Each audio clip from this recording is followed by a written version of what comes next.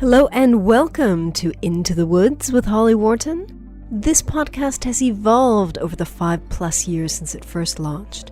From now on, I'm going to be talking about deepening your connection with yourself, taking inspired action, and really trusting yourself and your intuition. And also mindset, of course, but mindset of all kinds, not just business mindset. I think. Things are changing for me, as you may have noticed if you've been following me online or listening to this podcast, so anything goes here. I hope you stay along for the ride. Thank you so much for joining us today, and now let's get into this week's episode. Hello and welcome to the Into the Woods podcast, episode 308. This is your host, Holly Worton, and I'm back with another solo episode. Today I'm going to talk about joy and happiness and how I think we can all be a little bit more joyful. But before we get into today's topic, I wanted to draw your attention to a recent podcast that I was a guest on. So Janet Groom runs a podcast called The Right Word Show. And if you go to hollyworton.com/Janet2, that's Janet and the number 2, because I've been on her podcast twice now, that will redirect to the episode. So in it, we talk about writing, we talk about my recent book, If Trees Could Talk, and all kinds of stuff, nature and trees and good stuff like that. So I hope you enjoy that episode. And if you're a writer or if you're interested in writing or you enjoy writing, check out her podcast, subscribe to it and listen to it. She has a lot of really interesting interviews with other authors, and I think it's really good to get different perspectives on what writing is like for different people. So that is Janet. hollyworton.com/Janet2 will redirect you to my specific episode on her podcast. So today's topic is inspired by a few things, one of which is a response to my survey. So you may have heard me talking about my survey in previous episodes. If you go to hollyworton.com/survey, you can get access to the survey. It's just 7 quick questions that will help me create better content for you. It's just basically, what do you want me to be talking about? How do you want me to talk? Do you want podcasts? Do you want blogs, videos, whatever? 7 questions, super quick to answer. It shouldn't take you more than 2 to 5 minutes to answer it. And none of the questions are obligatory, so you can choose to answer one or all or anything in between. So the topic that someone suggested was any tips on how to live happily like me. And my initial response to that was, oh, have I been putting it out there that I'm happy? Do people think that I'm happy? Because of course, there's always ups and downs in life, and I mean, yes, I am happy, but my life isn't perfect by any means. And my kind of initial reaction was, oh my God, have I been putting it out there that like I'm artificially happy, or am I misrepresenting myself? And then I thought, you know what? No, like I feel like I talk about a lot of my mind crap, whether it's here on the podcast or in my newsletter, and I feel like I'm pretty representative of how things are going both up and down. So yes, I am happy. And yes, I also share the mind crap with you. So I feel like I've been fairly accurate in how I represent myself. So today we're going to talk tips on how to live happily like me, or just to be happier. And the other inspiration for this episode is a session I had a couple weeks ago with Fabeku Fatunmise. And Fabeku, you've probably heard me talking about him a lot in previous years when I was really, really upset with like online business and online marketing and hated how everyone was doing things. And I'm still pretty much disgusted by that. And I still think Fabeku is a great example of how to market yourself online and how to build a community of people that just love what you do, because he has such a tribe of raving fans. And he is so Marmite. Like, you either really, really like him, or I'm sure there are people out there that really, really don't like him. Some people probably don't like the language that he uses. I don't know what else people might not like about him, because I think he's fantastic. Really, really like the guy. I did his Money Lab a few years ago, or no, a couple years ago. And then I had been wanting to sign up for a long time to this thing he does called the Rev, which is like several hours of working with him. And one of the things you get out of this session is to find what he calls your superpower, which is like the core thing that you help clients achieve or experience.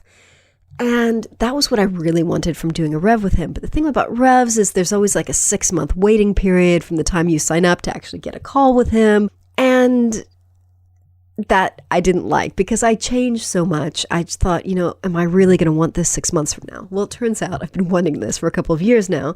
And he recently added this new kind of superpower call, which is like a 1-hour call where you just get the superpower. And then if you want, you can go on to work with him in other ways, including the rev. So when he put this up in his Facebook group a couple months ago, I immediately jumped on it. And I think there's about a month and a half wait between the time that I booked and the time that I actually had the call. And part of that was because I was not available on one of the days that he was available. So it took me a couple months or maybe 6 weeks between the time that I booked and the time that I had the call. And I had the call a few weeks ago. And it was kind of unsettling because, I went into it thinking, I don't know what I was thinking. I really had no clue what was going to come out of it. One of the things that he says is that people are often very uncomfortable with what comes up in the session because our smallness is triggered by it. Because our smallness, the part of us that wants to stay like small and hidden and doesn't want us to step into our greatness is triggered by this superpower. Because the superpower is who we are and how we help people when we are standing in our greatness. So, so the thing that came up, and I keep hesitating to say this because I'm still really kind of settling into it. And I've done a little bit of the work that kind of the follow-up work that you do with yourself to have these kind of triggers that help remind you of what it feels like when you're in your superpower and you're working in your greatness and you're standing in your greatness. So my thing is expansive joy. And the way we got to this was he keeps asking you questions over and over and over again and really trying to distill, like he looks for the words that you use over and over again and distills it down into a phrase, like a thing, which is joy, and a modifier, which is expansive. And when I got to the word joy, I was like, I don't want it to be that. Like I have a friend who calls herself the joy coach. I don't want my thing to be joy. Obviously, no one owns the word joy, but also it's a word that's never really resonated with me. I don't know what it is, but I've never had a zing for joy. Like when you do exercises where you have to come up with your number one value or your top 3 values, joy's never come up there. Freedom has come up for me a lot. That's one of my biggest values. And whenever I do those values exercises over and over and over again, one of the things that comes up is freedom. But I've realized freedom isn't the end goal for me. Why do I want freedom? Because I want to feel the expansive joy that comes from freedom. Freedom gives me expansive joy. And when I've been in situations in my life where I haven't felt freedom, I haven't felt any expansive joy. That's just been completely shut down. And it's led me to feel really trapped and unhappy and just desperate and hopeless. So, as I said, I've been settling into this feeling for a while, and I've realized that it is right. When I was helping people with social media, that was so, you can get your business and attract your ideal clients and that kind of thing. And when I was helping women with business mindset, I was also helping them with business mindset so that they could build the business they wanted, so they can create the lifestyle they want. Why? What is the end result of all that? So you can feel expansive joy. My computer's gone to screensaver as I'm doing this, and all of these images, I created this screensaver of images that trigger expansive joy for me. So I'm really kind of tapping into that feeling now as I'm speaking, and I'm doing this multiple times a day whenever the screensaver comes onto my computer. And I'm realizing that is it. The times that I am happiest in my life, the times that I feel the best are times when I feel that expansive joy. And another thing that I've recalled as I'm easing into this superpower thing, remember the house last year that I was talking about in Avebury that I was so desperate to buy and that eventually fell through? the reason I was so desperate to buy it was because I felt this intense feeling of expansive joy whenever I was in that house. There was this conservatory that faced the back of the house and had this view of what I always called an expansive view, which was the little garden, which had like a low fence, and beyond the garden was just fields, a farmer's fields. And you could just see, whatever crop was growing that year, whether it was wheat or rapeseed or, whatever else. And it was usually wheat fields when I was staying there, but just this expansive field. And I realized that expansive view made me feel expansive joy. So you could also look at the superpower as kind of one of those core desired feelings. I know Danielle Laporte talks a lot about core desired feelings, and I had identified what I thought were my core desired feelings, and I realized they were not. Like if I could distill all of my values and my core desired feelings into one thing, it really is this expansive joy. So that has been the core of the work that I do, of the reason why I have tried to help people in the ways that I've helped them over the year, whether that's through social media or through business mindset. And I'm realizing now that expansive joy is at the core of my tree book, because the trees were helping people to connect with nature and to connect with themselves through connecting with nature. Why do you want to connect with yourself? So that you can feel expansive joy. When I'm out in nature, whether I'm walking or sitting or doing a long distance trail, like what I feel is expansive joy. I get that feeling of expansive joy from walking, from being in nature, from sitting in nature, from hearing the songbirds in the trees, from going camping, from being outdoors. That feeds my sense of expansive joy. So I wanted to talk today about expansive joy and happiness and how you can bring more of this feeling into your life, because I'm now realizing this is at the core of all I do. And, I look back over podcast topics, over recent months. The core is expansive joy. Like I did a solo episode 2 episodes ago about how to create habits that last. Why do you want to create habits that, serve you? Because they'll help bring more joy into your life. We talked about forgiveness, talked about prioritizing. Why do you want to forgive people? So you can clear your mind of the crap, the stuff that's not serving you, the resentment and the anger, so that you can feel more joy. Prioritizing. Prioritize the things that are important to you so that you can feel more joy. I did an episode with Cara Wilde on how to increase joy through nature.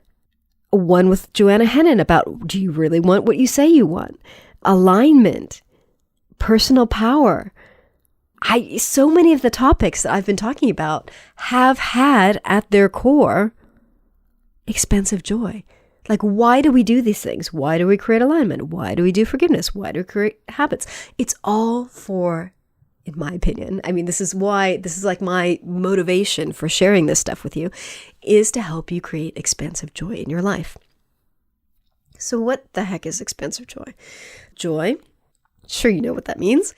It's just that feeling of just bubbly, effervescent happiness in life, like when you're doing the things that you love or when you're with the people that you love. And expansive joy to me is, when I say the word expansive as I'm talking to you now, it's like I sit up straight and my chest kind of puffs out and I feel this opening of my heart, and joy is pouring in and out and all around me. And now that I have these words, it's just really, really powerful to me. So you're probably going to hear me talking about this more than in just this episode. It's probably going to become more apparent in the books that I write and as I update my previous books, because I still have plans to update my old business mindset books this year. Haven't taken action on that yet because it hasn't been a priority, but it's going to happen. So, expansive joy. Any tips on how to live a life of expansive joy? So many things, and you're not going to be surprised by any of them. So, One thing is to focus on what you do want. And I feel like this is at the core of so much of what I talk about. Focus on what you do want rather than what you don't want. So what do you not want? Examples from my own life.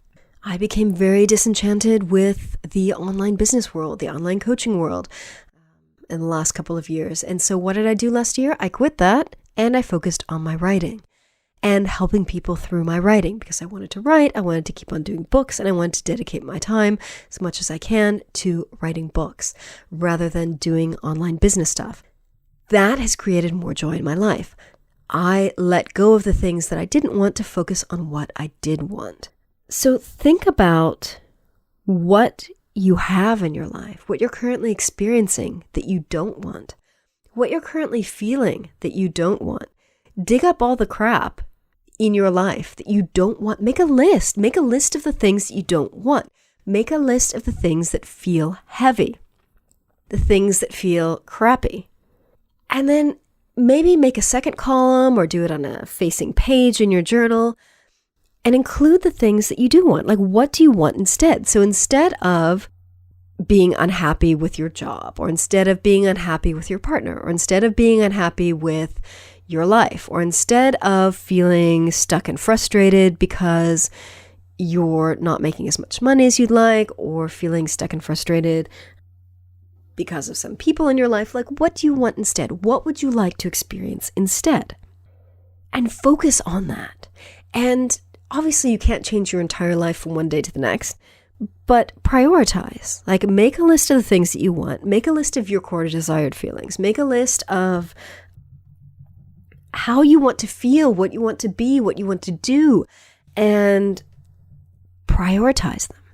So number them in terms of priority. Start with number 1 and work on that.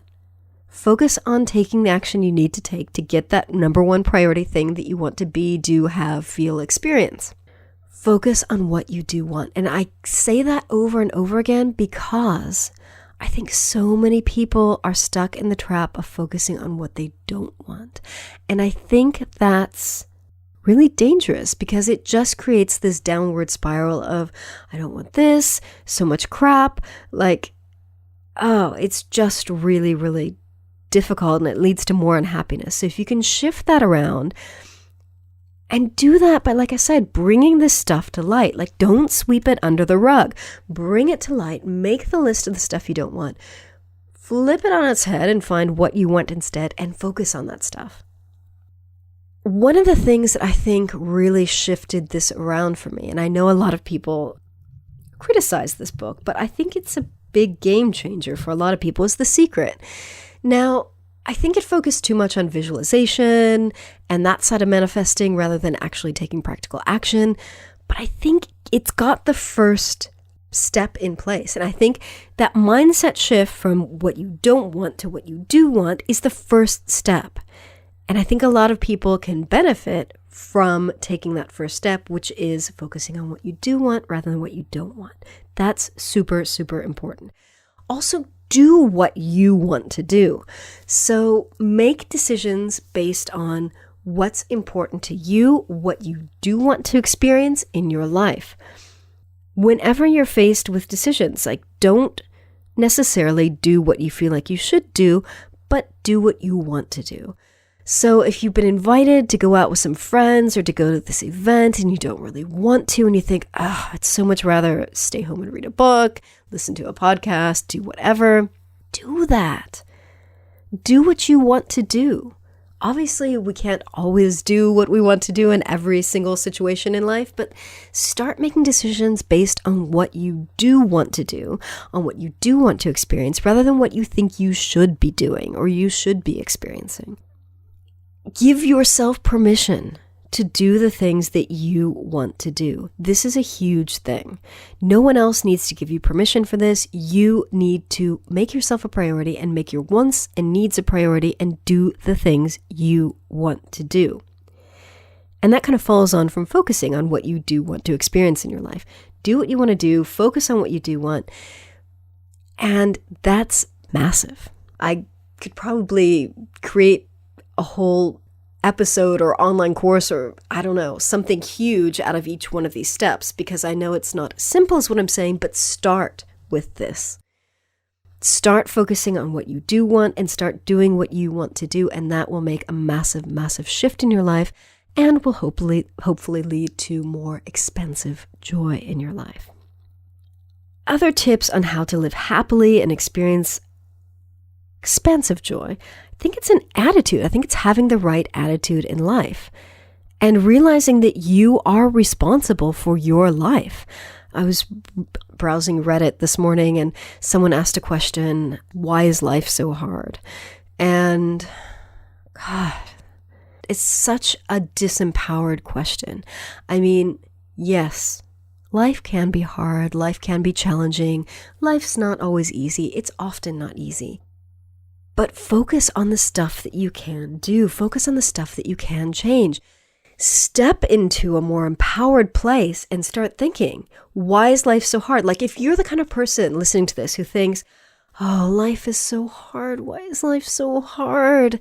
If you feel like life is really, really hard now, sit down with your journal and make a list of all the reasons why life is hard, why your life is hard, why life is hard in general. Make a list. Bring this stuff to light. Don't sweep it under the rug. Bring it up to light, because only when you do that can you do something about it. So write in your journal, why is life so hard? This, and this. Why is life not fair? This, and this. Make lists and leave space to maybe go back and add stuff. Why is your life so hard? Make a list. And then think about what you can do to change those things. Again, you can't change everything from one day to the next. But think about what's causing you the most pain. What's making you the most unhappy? And what can you do to fix those things? Now, sometimes there are external sources, sometimes there are things that we can't do much about, but oftentimes we can take action to change things. So maybe you have a job where your boss is an asshole and is bullying you and you feel stuck and frustrated. You can't probably change your boss, but you can change your job, or you can look for a different role within that company. You can look for a different job at a different company. And yeah, maybe you might have to take a salary hit, or maybe you might need to work further away, but you need to prioritize what's important to you. Like, are you willing to drive a little further to get to work and have a better boss and thus be happier?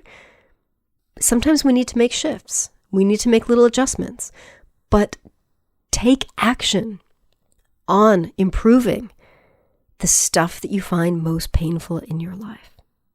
You find that a lot of my suggestions here involve journaling, because I personally find that a really good way to bring the crap to light so that I can see it and then do something about it. You find whatever works for you.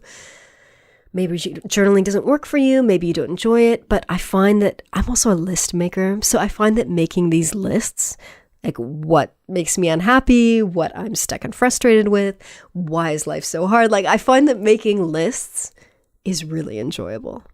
Like years and years ago, I think when I was in high school, I used to make lists of the lists I wanted to make. I realize how ridiculous that sounds, but if you're a list maker, you'll probably understand. And I think that lists are a really good way of bringing this stuff to light. So do what works for you, but I'm a big list maker. I'm a big journaler. That's why I suggest these things. If you don't like either of those things, pop me an email and let me see if I can figure out a better way for you to deal with this or to bring this stuff up. So attitude is really, really important. Like, get an empowered attitude.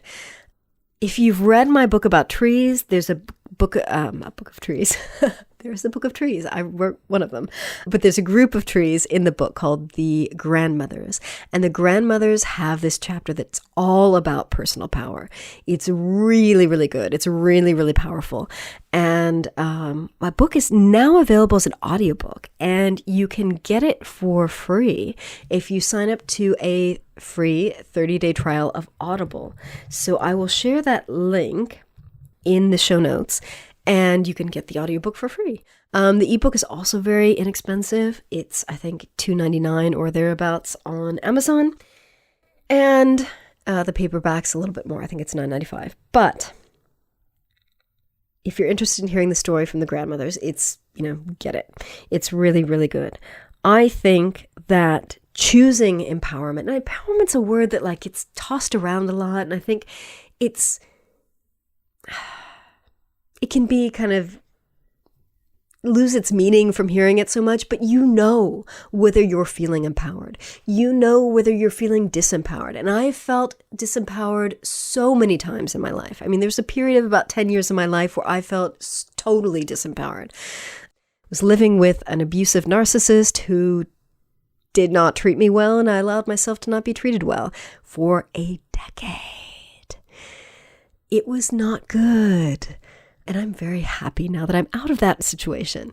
But I had to take action to get out of that situation. It was one of the scariest things I had ever done. Oh my God, it was so scary. So if you're in a similar situation, I totally get it. That was so, so hard, and it took so much courage. And my life is so much better now. So try to help yourself get empowered. Get out of situations where someone else is disempowering you and you are allowing yourself to be disempowered, and choose empowerment. Step up and choose power for yourself. Power is a good thing if you use it for good ways and good reasons and in good ways.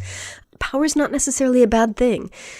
So choosing an attitude of empowerment and choosing to live from a place of empowerment goes a long way in creating that sense of expansive joy for yourself.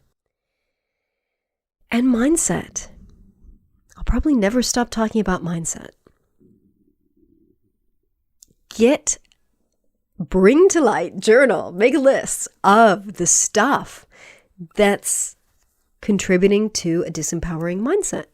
What are your limiting beliefs? What are your fears? What are your blocks that are keeping you from living a life of expansive joy? So what I did when I was tapping into this superpower thing of expansive joy was I made a list of all of the things that triggered that feeling of expansive joy for me. So I would invite you to do something similar. So what sounds trigger expansive joy for you? So for me, it's songbirds in the woods, leaves rustling in the trees, wind chimes. I don't know why wind chimes. My cat's purring. One cat in particular is a big purr. Those are sounds that, they just give me that feeling of expansive joy. So what triggers it for you? What sounds trigger that feeling for you? What images? So for me, when I created my screensaver with these images that trigger expansive joy, it's rolling hills, green hills, rapeseed fields. I love those yellow rapeseed fields. They're just absolutely beautiful. I've got a picture in there of the garden of the house in Avebury, because that's just such an iconic image for me of expansive joy. I've got a picture of the Alhambra in Spain. When I studied abroad in Granada, that was an absolutely life-changing year for me. And every time I see that view of the Alhambra, it triggers that sense of expansive joy. I've got an image of my tent when I took a wild camping course last year, because we were in this beautiful, little clearing alongside a stream. No one else was there. It was just beautiful and green, and there were wild ponies everywhere, and I could hear them come down for a drink to the spring in the night. And that seeing that picture of my tent next to the stream just brings that feeling of expansive joy. Sunflowers, fields of sunflowers. Oh, I love them. So all of these images are in my screensaver. So think about what images trigger that feeling of expansive joy for you. Maybe make a screensaver you can put on your computer, or the image for your phone, like the wallpaper for your phone, the wallpaper for your computer. I also have this really gorgeous picture of a raven. Raven is my power animal, and I do my shamanic journeys with Raven. And so that also kind of triggers that sense of joy and empowerment. I got really into detail here, like smells, colors, plants, animals, minerals. What books trigger expansive joy for me? So not last year, but the year before, you may have remembered me mentioning Juliette Marillier, who wrote Daughter of the Forest and these other kind of historical fiction books that just bring me so much joy. Like, I just loved being in the worlds that she creates. So those books bring me a lot of joy. I'm almost about to finish, I think there's 30 minutes left in the book, and I'm so sad. The last book in the Clan of the Cave Bear series. I have loved those books so much because I love reading about the hunter-gatherer lifestyle. I love reading about, a strong woman who's a healer and a herbalist, and she works with plants, and they're so connected to nature. So those books really bring me a lot of joy. Walking books. I've been reading a ton of books this year on the Camino de Santiago because I really want to do that walk.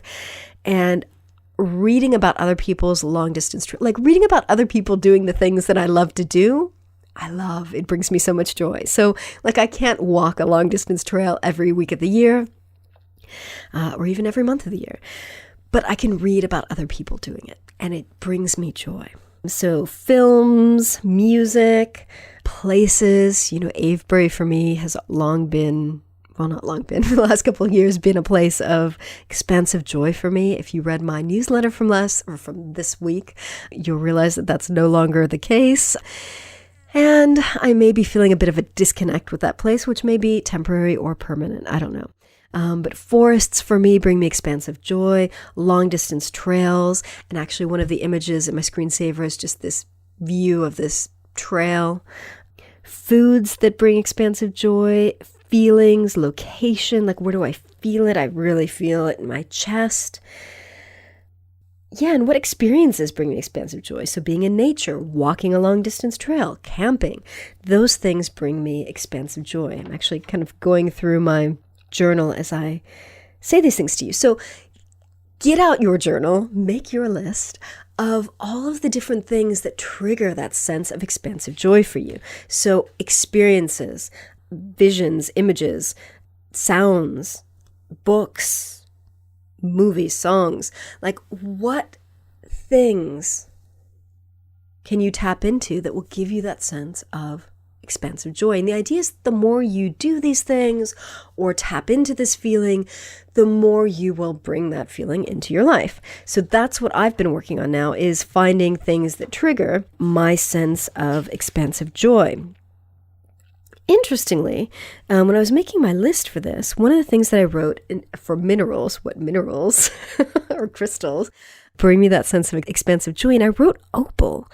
And I remember thinking, I've always liked opals, but I don't know, I wasn't convinced. And then when I was in Glastonbury last weekend for the summer gathering for my Druid order, I found this green opal from Madagascar that I bought because it was like this big chunky green. It didn't even look like an opal. I didn't think it was an opal, but I went to this shop and it was like the first thing that I saw, and I picked it up, and I love it. And I've got it in my office right now. So find what things, and when you write these things down, don't censor them, because I was going to censor the opal, but I didn't. And then weirdly, a couple weeks later, I found this opal. So just don't censor the stuff that comes up when you try to make this list of things that bring you that feeling of expansive joy.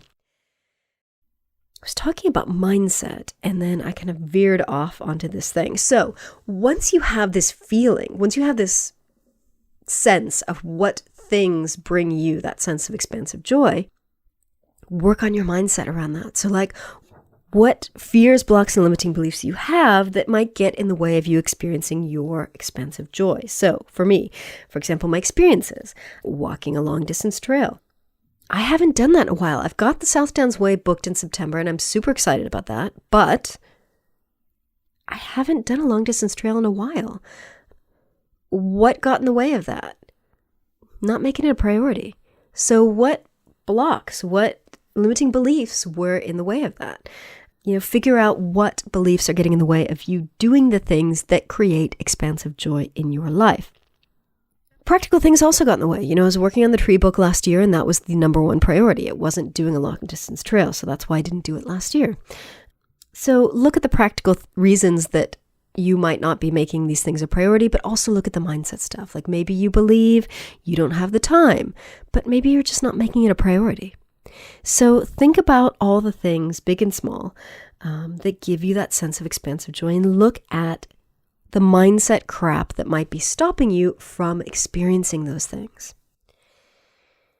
So, I hope you found this episode interesting and useful. Like I said, I'll probably be talking more about this in the future.